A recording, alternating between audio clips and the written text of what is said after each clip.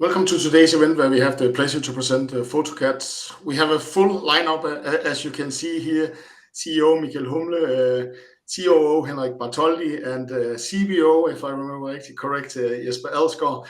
I think this is kind of to show what you have powered up on the sales force, but I know, Michael, you will present the new management team later on in the presentation. Today's presentation covered the second half result, but maybe take a look into 23 and what prospects and what is building up in the pipeline also there. As always, you can ask questions down in the box down below. Do it in Danish, English, Swedish, German. I will try and translate to the best of my ability, but we will do the presentation in English. But for now, I will hand the call over to you, Michael. Thank you very much, Michael, and thank you for having this opportunity to present our second half of 2022. A year where we think the second half caught good momentum and showcased that we are building on. We had, if you look at the numbers here, 30% growth in the second half compared to same period last year. And allow me to take you a little bit through the different products here. We acquired Ice and Dust Away from Alumichem. We did that because that, in our opinion, brings very good synergy to our photocatalyst business, and it does that because it's a product that has proven track record in Ice and Dust Away, but also do lowering of particle emission, and it generates access to the same people that we need to have access to when we promote our photocatalyst towards the end customers, road authorities, and people like that. And we already seen examples of this working in real life. However, the business with the CMA in the wintertime is dependent on a cold, good, ice, crispy, lots of snow winter. We haven't had one of those, so the sales numbers are not as high as we would like them to be. But that's how it is with this business. The good thing is that it has access points to the interesting customers. For our knocks-off business, 2022 was a little bit difficult, mainly due to bitumen showing lower growth. This is building of new factories. This is building of new housings. This is building of factory halls, and we were influenced by inflationary measures here, and you can see that the growth is a little bit flat.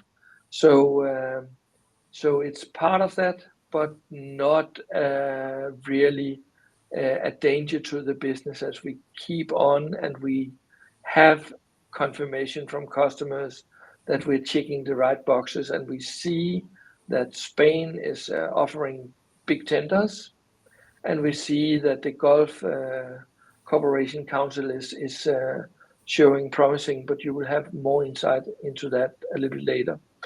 Michael, if I can allude, you at one point in time, you saw this very high cost inflation on the building materials, and you said that everybody just need to produce and maybe don't want to have the ESG or the green agenda or the air quality into their products.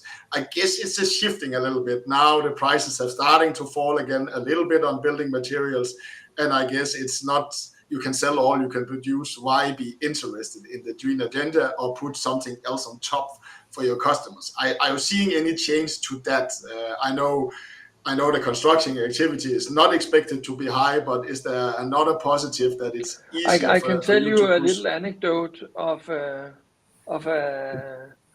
partner we are negotiating with right now, and they are telling me that they did the market analysis of demand for our feature last year in the building material providers in Germany and France, and they were told that this certainly has to be in their portfolio, and they were struggling a little bit with this game, as you're saying, that hey, let's avoid increasing costs because it's hard to justify higher prices. But they were told by the building markets, yeah, you need to tick this box. It's an important box.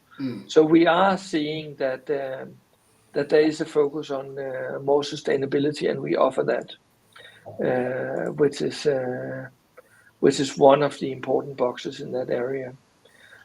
For flooring, we are looking forward to seeing this launch in France with over 150 outlets in the High Genius, which is Vellinge launching their product.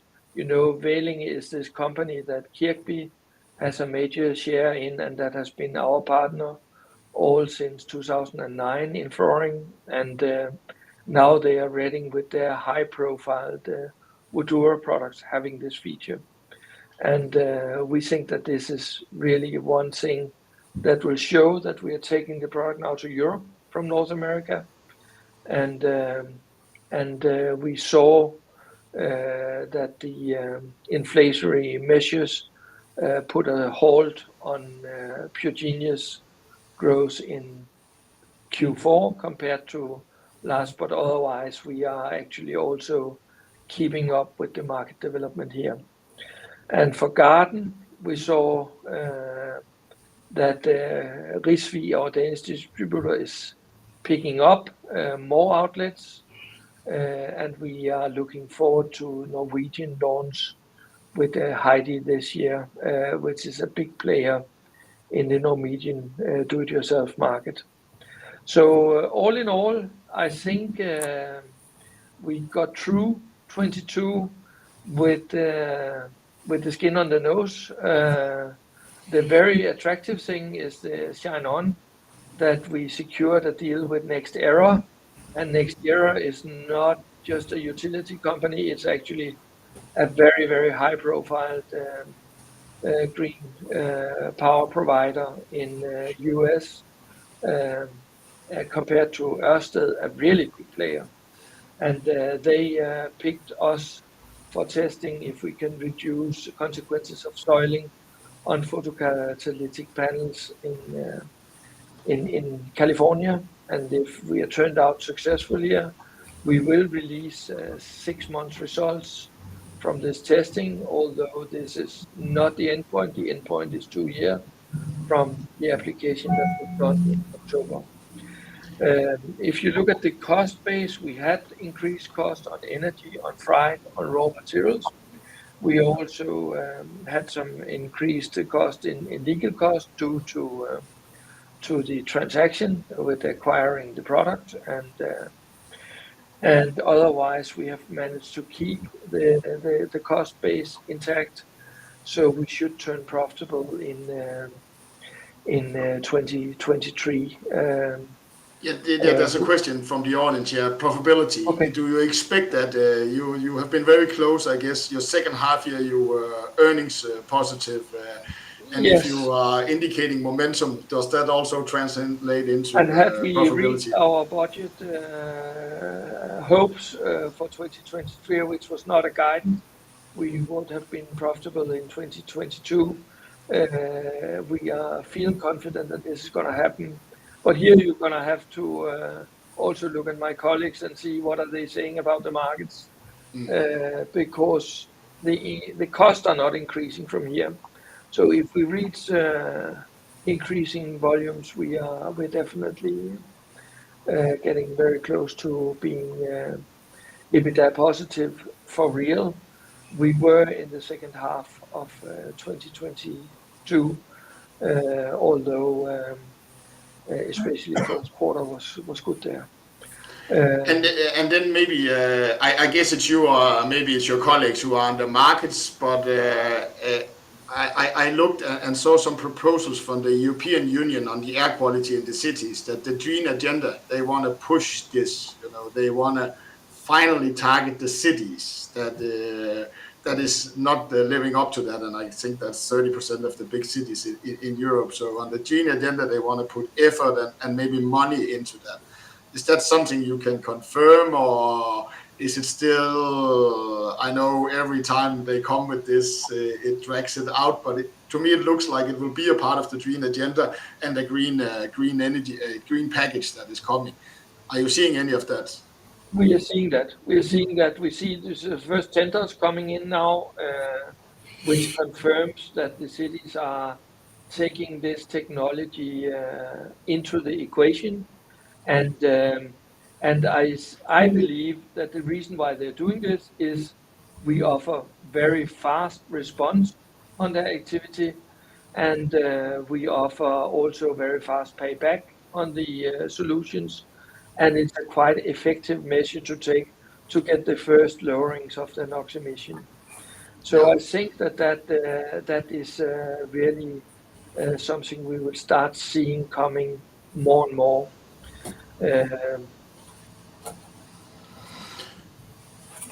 Yes, but I think we went through the numbers. Maybe you should present the persons going to, and then we can go to some of why you are maybe a little bit positive about 23. We upgraded the C team last year, and we did that with the addition of the two colleagues you see in this presentation, because we feel we need to leverage more to partners and markets. And also we're going from a founder idea towards more professional growth model with people that has this experience and proven track records. And we're very proud that we succeeded in doing that. It is not that easy to attract this kind of people when you are a small company on the verge of making the real difference.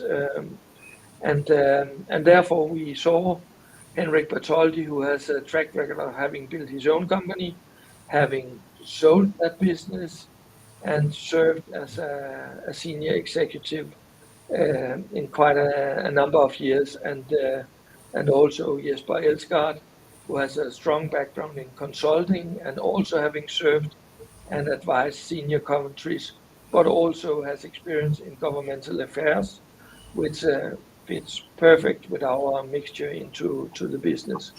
So I think you see the founders being supported very strong here, and also see that the founders' share of operational management is turning a little bit less, and maybe more focused on supporting it with their knowledge and their experience with the products and the technology. And if we go to the next slide, you see where are we now getting the foothold. In Spain, we have people on the ground, so we have good traction with the concrete part of the market, concrete manufacturers. We also have now aftermarket contracts in place.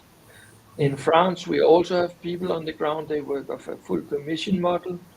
And in the Gulf Council region, which is new, we have now people on the ground, and that's something I think you should look into how we do there, because this is really exciting. And in Mexico, we now, and that is the organization that landed the cooperation with NextEra. That's also the cooperation, the people that have gotten us to be approved supplier to Cemex. It's early to see our bridge into Mexico and US with the Cemex partnership, but we have trained us 30 people now. We are building on the plan to get into the market there. So I think you would see that Cemex is a top 3 cement manufacturer in the world. So it's not just a small player here. We have actually landed a true partnership there. So that is what I'm going to say about the accounts. I think 2023 it's not a make or break, but I think it's definitely a showing that the momentum that we saw last half will continue into 2023. Next slide, and I will hand the word to Jesper and Henrik here. Thank you, Michael. And I'm Jesper Elskart, one of the newcomers to the company. What you see on this slide here is basically reflecting the previous slide in terms of the resources we have on the ground. So we have highlighted 6 countries and regions to give you a snapshot of where we see the potential, but also where we have the strategic focus for the coming period. So Henrik, should we start with the Nordics? Yeah, we certainly should. And then just to touch a little bit of what Michael Friis talked about, the ESG agenda, I can fully talk into that when it comes to the Nordics also, because it's high on the agenda. And then if you look at what we actually provide, there's a close interlink between air pollution and climate change. And we need to talk about this more oftenly. I know that a lot of the companies talk about the ESG agenda, and that's where the way I've been traveling around the Nordics for the past 6 months. It's extremely high on the agenda, and the product line that we have both with the CMA and the NOx is talking very much into that. So, and historically we've had a stronghold in the Nordics that we need to continue to kind of showcase what we're doing. So that's very high on the Nordic agenda to kind of go on talking about what we actually do through our clients. And just to touch a little bit about the CMA business, which Michael talked about, PIAP and NCC is 2 big players that is kind of new clients to us, where they have bought into the CMA business. But also when it comes to getting out in the marketplace and implementing our technology, players like Nanostone and Mesta from Norway, which is the equivalent to the Danish road authorities, is some prospects that are really moving forward and kind of doing the right things in order to implement our technologies in their markets. And finally, when it comes to both historically, but what we continue to do is to kind of be in every category that we work in. So that's both in concrete, in roofing, flooring, and bitumen, and then now ice and dust away, where we see possibilities to kind of expand our business. So we need to support the rest of the world by being a stronghold in the Nordics, and that's why I'm trying to work out with Jesper how to continue to do that in order to develop the rest of the world. Yeah, you mentioned Mesta, the Norwegian road authorities. I guess that could be a pretty big showcase, and I guess as Michael alluded, they have the snow and the ice. Yeah. I guess also I know they've had a mild winter, but is building out something like a big if you reach the potential there, is that kind of a showcase on how you could build it through rest of Europe, you know, getting your dust and your ice and then your knocks off technologies into a package, total package, and then showcase that works and gives the effects, and then you could showcase that in the rest of the Europe. Would that work like that, or? Yeah, you can see you definitely get the attention of the companies like Mesta by talking about the ice problem, because just to give you some numbers, in Oslo they use 110,000 tons of salt, which is an extremely high amount of salt. And they get that delivered from the south of Europe. So if you just look at the climate cost of that, having a different product that is also environmental is our huge interest of a company like Mesta. And of course, then we have the other portfolio of the knocks off, which is high of their interest too, because if you go to Oslo right now, you will have diesel cars that you can't drive in because of the limits of the air pollution is too high in Oslo. So they need to do stuff about their roads, both when it comes to salt, but also when it comes to bringing down the pollution in Oslo, for example. Thank you, Henrik. More questions, Michael? No, I think let's hand it over to Jesper. All right, thanks. So just in respect of time, let me go through a couple of more highlights from the other selected regions and countries here. So going to Canada, we have a long-standing partnership with a flooring agent over there, and that is founded on our patented active floor technology. And this partner has woken up to the same commercial reality as a lot of other companies of this world, increasing interest rates, financial turmoil, and so forth. But despite this, we have very prospective discussions with this partner in terms of expansion, in terms of what can we do to increase our mutual business. So despite these challenges we all are familiar with, we see some very good prospects in Canada and believe that this Canadian partner will grow from a forward-looking perspective. Moving into the bigger brother of Europe, Germany, we again have long-standing partnerships there, primarily driven by the concrete and the bitumen producers. And despite the fact Michael alluded to, again, into the downturn we see in the industries and so forth, we do see that we have potential there, and our ability to get into the operational discussions and the strategic discussions with these partners really makes us believe that we have a brighter future in front of us, also in a big country like Germany. In Spain, and combining it with the comment you had, Michael Friis, on the more governmental side of things and the push we see now from governmental entities, it goes without saying that all metropolitan areas are dirt polluted because the primary part of the NOx pollution comes from our cars and our planes and our industry. And a city like Madrid is very polluted when it comes to that. So there we see a push from the European Union. We see a push from the local entities in the Madrid city councils, and we now have in-depth discussions how we, with our NOx-off technology, can be a solution partner there.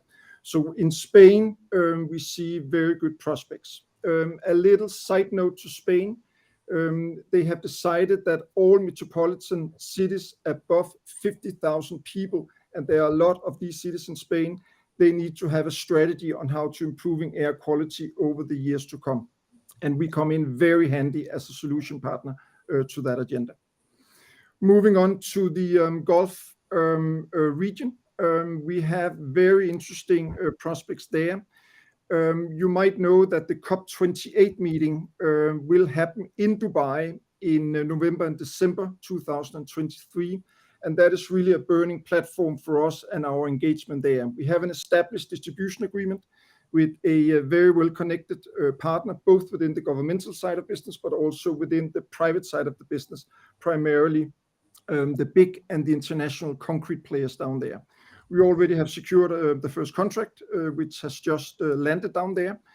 And a little bit in the Gulf, because you know better than anybody else that there's not really a resource challenge in the Gulf region because of their energy reserves.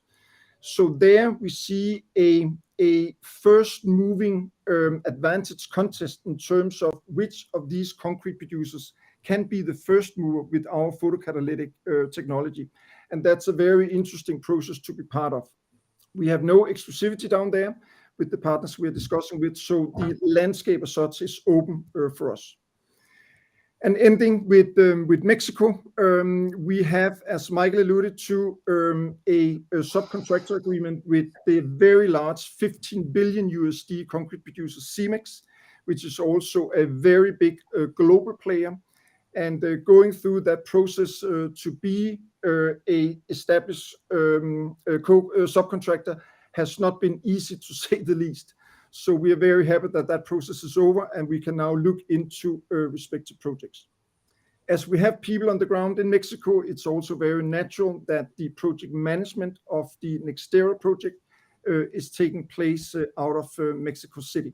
And that brings me to the next slide, and also commenting on the question I see in the feed up there. And that is just a couple of deep dives on the Nextera project. It goes without saying that we are very proud of being picked and partnered with Nextera. Nextera is the world's largest generator of renewable energy from wind and sun. And our project is basically consisting of two areas. one where we apply our shine-on technology, and one serving as the comparison base. 4,000 panels for each of these two areas. And as Nextera on this side here has 23,000 panels, we are covering around 17% in this project here. I have to be clear here that this is a concept we want to test out. And the reason for saying that is that these data outreach we will get every 6 months, we in theory don't know how they will be, how positive they are.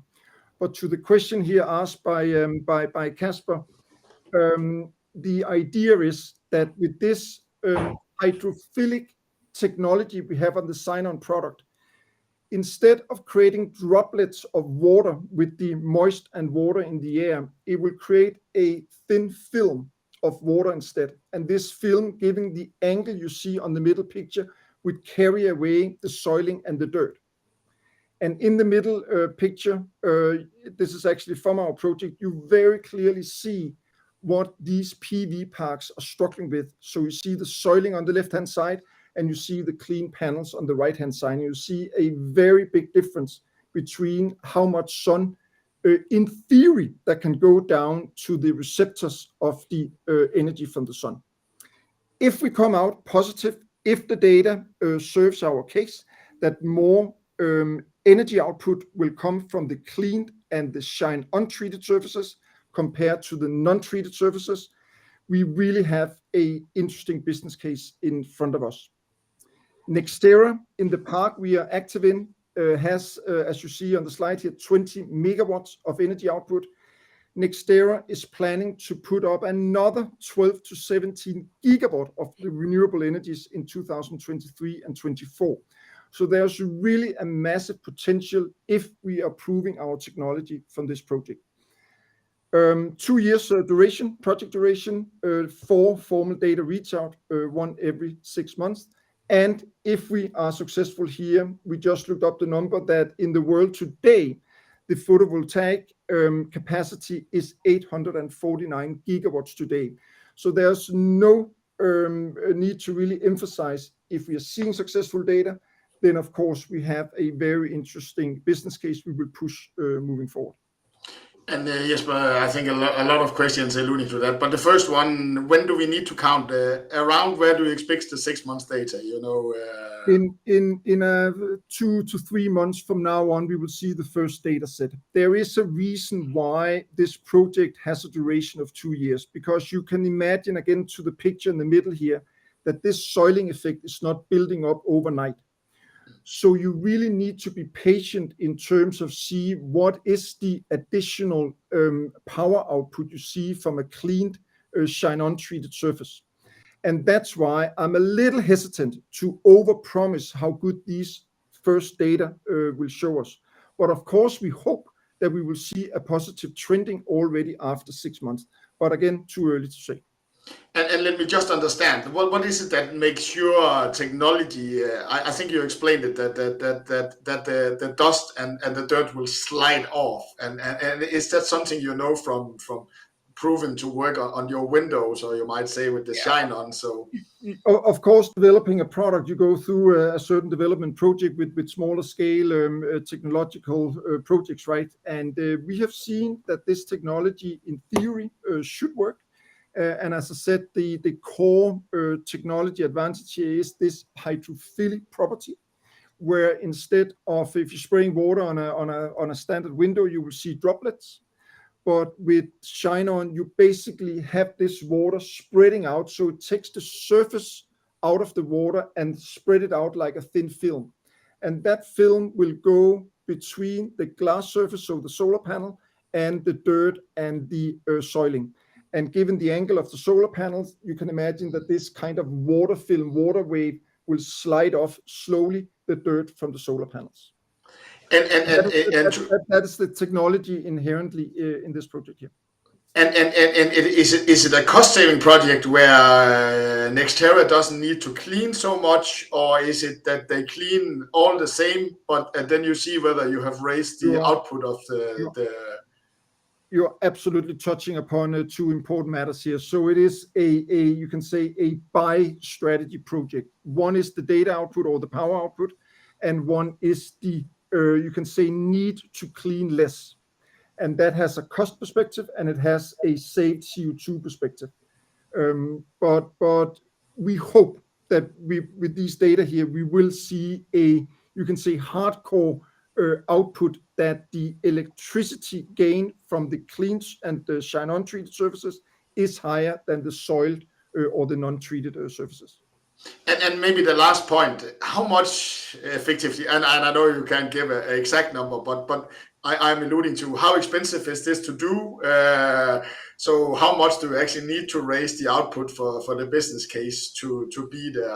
I think I read somewhere that 30 solar panels take off 20 to 30% of the efficiency of a solar panel. So I maybe more, I know you can't give me the numbers, I'm more asking, is this a very expensive process to do? See, everything is relative, right? And Michael Humle, you might chip in here, but I have not seen, you can say, the number for success from Nextera. So I would believe that based on the first data set, we will look at each other and say, what do we expect? What do we see now? What do we expect moving forward? And then we basically go through a lot of technical calculations in terms of what is it worth when you get more power output from these treated surfaces. And then you start the calculation model, back to the numbers you see on the left-hand side there. What is the, you can say, magnitude if we start applying this? But it's return on investment perspective, this is a good question, Michael. And it is certainly Nextera driver here is financial. That's what drives this issue, and in particular all those photovoltaic parks that comes with what is referred to in this business as an inheritance. That means a guaranteed output price per produced kilowatt hour over the lifespan of such a park. In this case, any extra output is just profit for the company, for Nextera, and that's what has driven them to drive this and also pay us to do this. This is something that we in the partnership we have actually contributed with the technology, but also been given some money to be able to do it from them, and that's due to the financial results. If we meet their expectations, they are very good, but we are not going to comment on how big those expectations are. No. And with this, I also hope we answered the last question coming in from Henrik in the chat there. Michael, the last slide.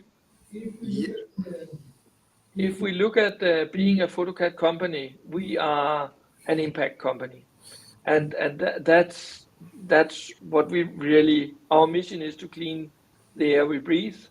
And when you look at these apps on air quality, and you even look at weather forecast things, you see that many of the nice places to be in the world, Barcelona just showed up this morning on healthy air quality. And we know that we can do this very low hanging fruits, showed by experience now in Northern Europe, that somewhere between 20 to 35% improvement in NOx level is a lot, coming instantly when you apply it, and it's not really a hassle to do it.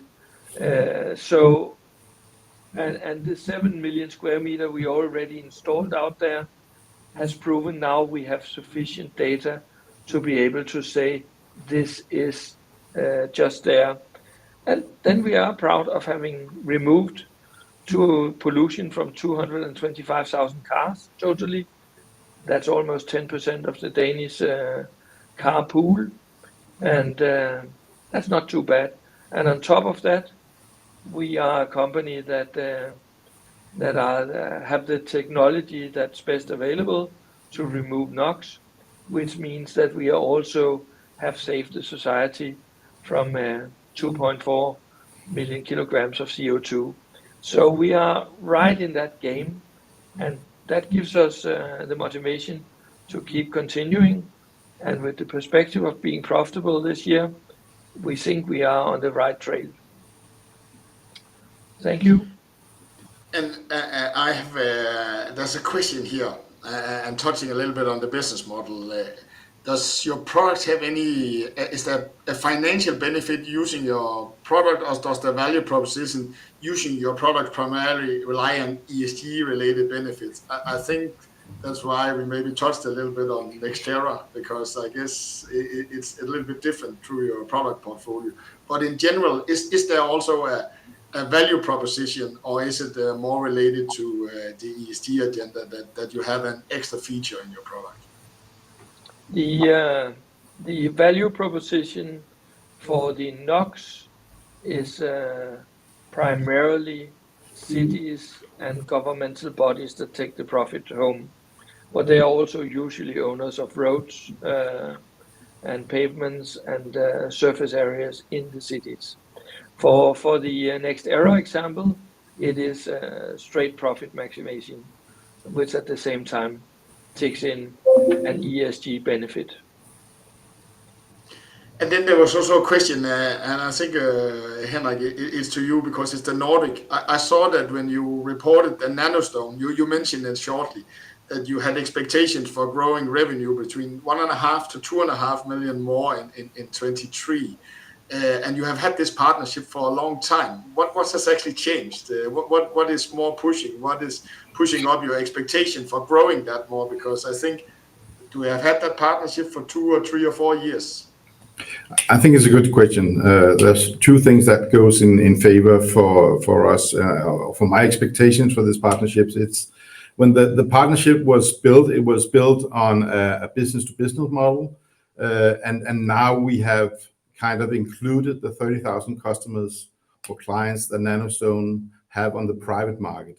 And if you look at their average square meters of cleaning stones in the private sector, it's about 100 square meters. So the customer base of the 30,000 clients and the square meters that we actually now are applying, and if you look at the Facebook pages, they are doing commercials for this new product line. So that's one of them. And the other is that they have taken on the responsibility of marketing and bringing this new CMA product out to the market with the new contract or the new partnership we done with them. And then finally, they have a business governmental affairs department now. So we go into the municipality piece, both with the CMA business, but also with the NOx off. So I think there's additions to this partnership that makes us believe that this is going to bring a totally different partnership to us.